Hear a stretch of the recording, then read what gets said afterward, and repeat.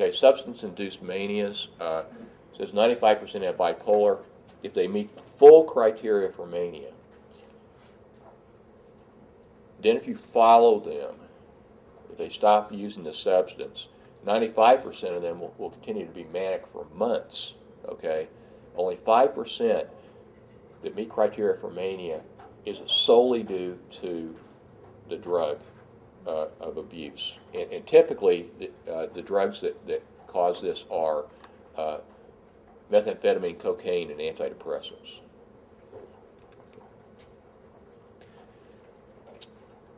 Did I talk to you in the last class about the difference between activation and switching? Okay, so we don't need to do that. But cycle acceleration simply means that with exposure to, especially antidepressants, that the episodes start occurring more frequently. Now, we talked last time about the importance of sitting down with family members and talking about developing an early warning sign checklist.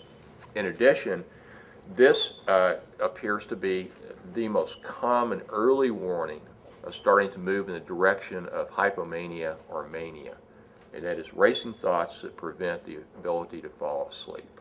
So people have got to really be on guard for this.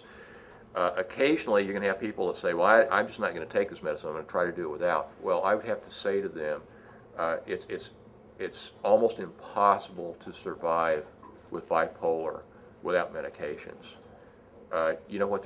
Most other disorders, with the possible exception of schizophrenia, there are alternative treatments, but medications are essential with bipolar. But a lot of people don't take the medicine, and the reason is because the drugs have such significant side effects.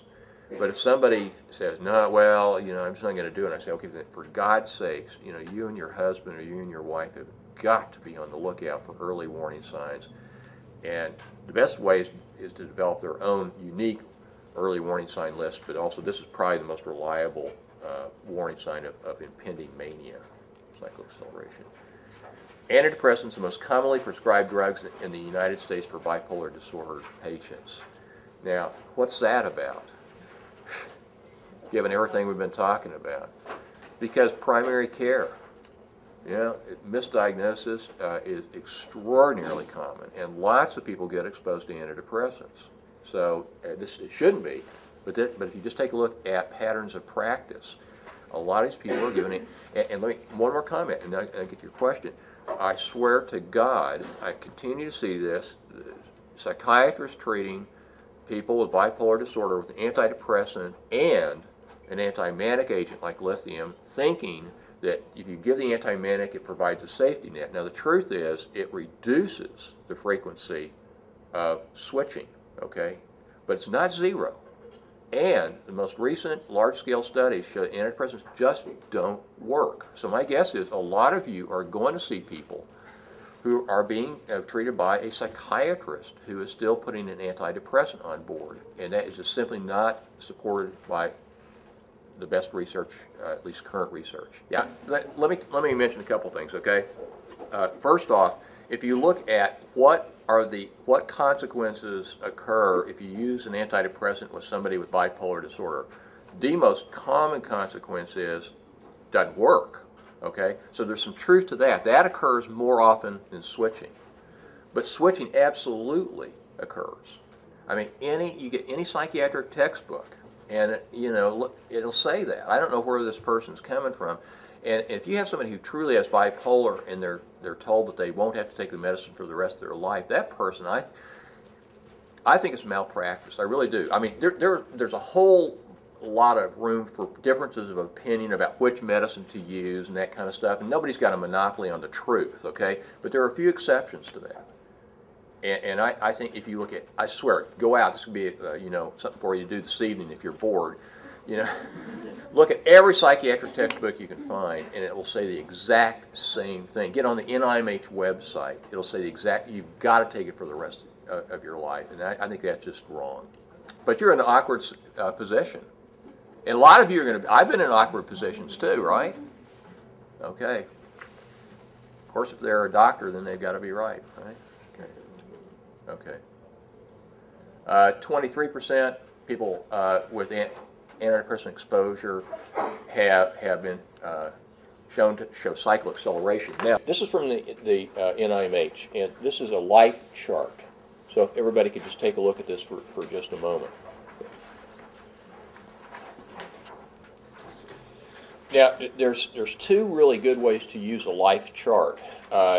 You can use this one. It's more complex.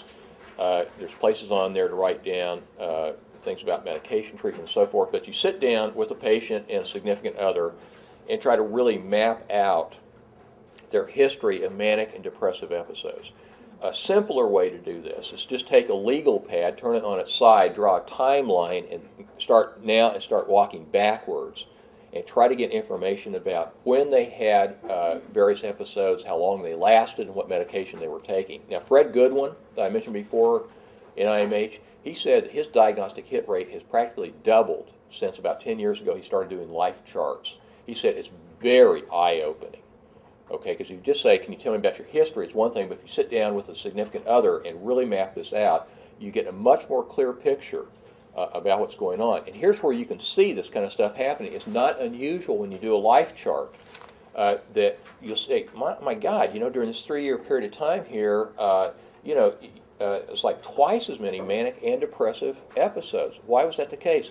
Oh, that was a time when you were taking lithium and an antidepressant. Interesting. Okay? You see cycle acceleration. You can't see it in a moment. It's a longitudinal kind of thing, but the antidepressants will rev up. Now, there could be also lifestyle issues, too. Hey, this 2-year period of time here, you had all these episodes. Remember, that's when you were working those 2 jobs? Or you remember that's when you had to work the night shift? I mean, so that there are other explanations that may account for why you have a period of time where you have increased cycling, but it's not uncommon that antidepressant exposure, has to do, plays a major role with that. Actually, I heard recently that legal pads are the single most important contribution that the legal profession has been able to provide our society. So I use them a lot.